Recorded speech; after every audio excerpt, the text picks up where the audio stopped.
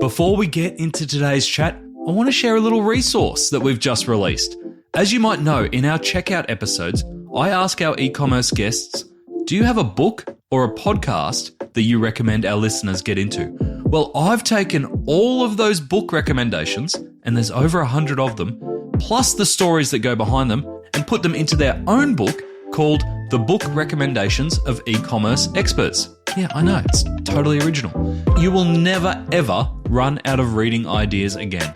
You can download that one now for free over on add-to-cart.com.au. Welcome to The Checkout. We catch up with previous Add to Cart guests and ask them 5 quick questions to get to know them better and leave you with a little extra inspiration to get through your Friday.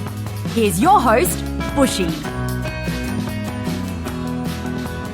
Today's checkout features Kelly Slessor, digital coach from the Ecommerce Tribe and founder of personalised shopping app Shop You. Kelly has helped hundreds of companies, including Westfield, Woolworths and Big W, to develop and grow their digital channels and was chair of this year's online retailer conference and expo. Kelly, welcome to the checkout. We've had a brilliant main chat where we covered everything from AI to diversity and inclusion. We're here to learn a little bit more about you. So I've got 5 quick questions for you. Number 1, what's the weirdest thing that you've ever bought online? A piano. Oh. There's a little random story behind that. Oh. I'd had way too much wine.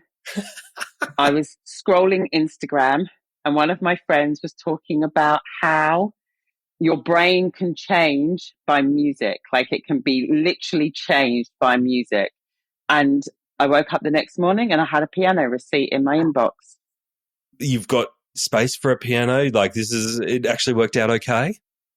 Well, it's kind of sat in the garage and has been for a number of years now. But anyway, that was the weirdest thing that I've ever bought. That is fantastic. Don't drink wine and order pianos. That is the moral to that story. No. Yeah. Okay. I thought you were going to go down the Billy Joel route or something. You were drinking wine, listen to Billy Joel, and then all of a sudden this turns up. No. Okay. All right. Piano. Number 2, who is your favourite retailer? Oh, I've got so many. I'm loving, from a fashion point of view, I'm loving Adolfo Dominguez at the moment, one of Australia's best kept secrets. I haven't had a lot to do with them or heard about them.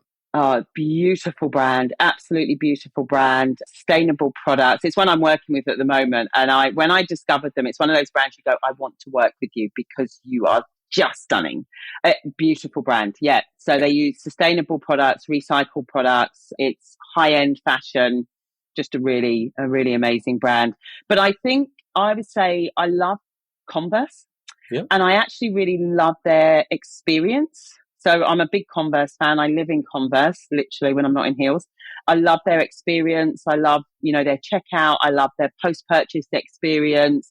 So I think they're doing a great job. Anaconda are doing a great job from a loyalty perspective. Yeah, they're some of my kind of, I suppose, favourites because I think of it from an e-commerce perspective all the time. Yeah, I love it. Great examples. All right, number 3, which e-commerce practice do you wish was history? I'm going to offend, but this is Meta ads and Google ads. I'm just, that was controversial. So I think my challenge with them is they are so complex for retailers, and retailers spend so much money and so much time on them without knowing what they're doing.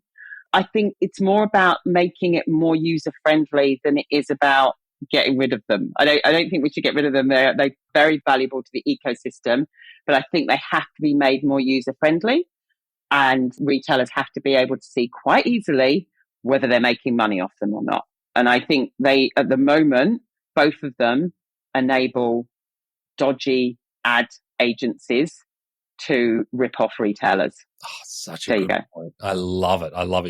And I think you're so true, especially if you're a retail brand starting up. If you're not from retail, before, Instagram and Facebook were a great way to get started. Now it would be totally overwhelming, right, to even start there. Number 4, can you recommend a book or a podcast that our listeners should immediately get into? I love Diary of a CEO. That's kind of broadens my mindset. So one of my favorites, I mean, this podcast, obviously, immediately get into, I'm not talking me, but you in general. I love listening to anything Mary Porter's because she brings the physical retail and it reminds me constantly about how important experience is in what we're doing.